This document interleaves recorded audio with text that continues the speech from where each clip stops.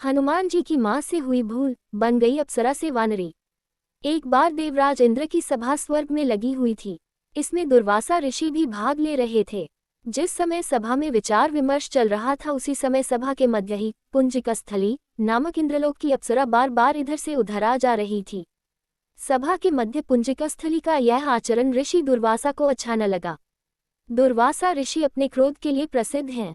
उन्होंने पुंजिकस्थली को कई बार टोककर ऐसा करने से मना किया, लेकिन वह अनसुना कर वैसा ही करती रही। तो दुर्वासा ऋषि ने कहा, तुझे देव सभा की मर्यादा का ज्ञान नहीं।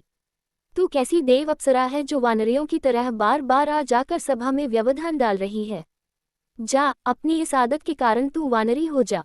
दुर्वासा ऋषि का शाप सुनकर पुंजिकस्थली सन्न रह गई। अपने आचरण का ये परिणाम वह सोच भी नहीं सकती थी, पर अब क्या हो सकता था। भूल हो चुकी थी, उसके कारण वह शापग्रस्त भी हो गई। उसने हाथ जोड़कर अनुनय विनय कर कहा, ऋषिवर, अपनी मूर्ता के कारण ये भूल मैं अनजाने में करती रही और आपकी वर्जना पर भी ध्यान न दिया। सभा में व्यवधान डालने का मेरा कोई उद्देश्य न था। कृपया बताए, अब आपके इस शाप से मेरा उद्धार कैसे होगा। अप्सरा की विनती सुनकर ऋषि दुर्वासा पसीजे बोले, अपनी इस चंचलता के कारण अगले जन्म में तू वानर जाति के राजा विरज की कन्या के रूप में जन्म लेगी।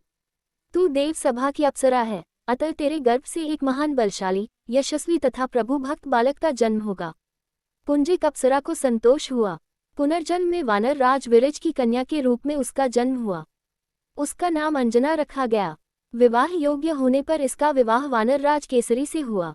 अंजना केसरी के साथ सुखपूर्वक प्रभास तीर्थ में रहने लगी। इस क्षेत्र में बहुत शांति थी तथा बहुत से ऋषि आश्रम बनाकर यज्ञादि करते रहते थे। एक बार ऐसा हुआ कि वन में विचरने वाला शंखबल नामक जंगली हाथी प्रमत्त हो उठा तथा वन में उत्पात मचाने लगा। उसने कई आश्रमों को रौंद डाला, यज्ञ वेदियां नष्ट कर दी। उसके भय से भागते हुए अनेक तपस्वी बालक आहत हो गए। कई आश्रम उजड़ गए। कई ऋषि भय के कारण आश्रम छोड़कर चले गए। केसरी को जब शंखबल नामक हाथी के इस उत्पात का पता लगा तो वह आश्रम तथा आश्रम वासियों की रक्षा के लिए तत्काल वहां आए और शंखबल को बड़ी कुशलता से घेर कर उसके दोनों दांतों को पकड़कर उखाड़ दिया। पीड़ा से चिंघाड़ता हुआ वह हाथी वहीं धराशायी हो गया और मर गया।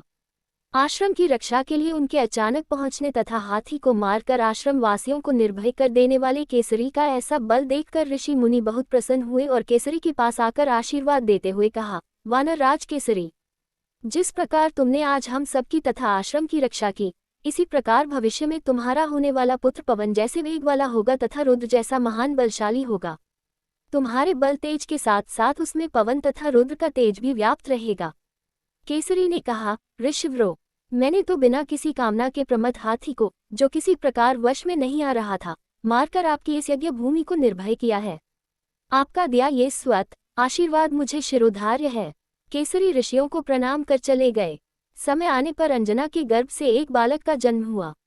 उसमें अपने बाल्यकाल से ही ऋषियों द्वारा दिए आशीर्वाद का तेज झलकने लगा।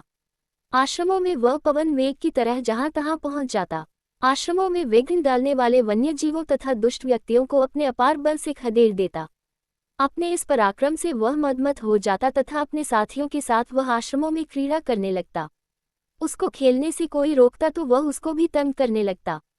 बालक तो था ही, उसके बाल कौतुक से जब ऋषियों को असुविधा होने लगी तथा उनके पूजा पाठ और यज्ञ में व्यवधान आने लगा तो उन्होंने उसके स्वभाव में शांति लेने के लिए आशीर्वाद जैसा शाप दिया कि तुम अपने बल को हमेशा भूले रहोगे। जब कोई तुम्हें आवश्यक होने पर तुम्हारे बल की याद दिलाएगा तब फिर तुम में अपार बल जागृत हो जाएगा। इससे वह बालक शांत स्वभाव का हो गया। केसरी नंदन यह बालक आगे चलकर हनुमान नाम से प्रसिद्ध हुआ। सीता जी की खोज के लिए जब कोई समुद्र पार करने का साहस नहीं कर रहा था और हनुमान भी चुप बैठे थे तो जामवंत ने हनुमान जी को उनके बल की याद दिलाई थी। तब उन्होंने समुद्र पार कर सीता की खोज की।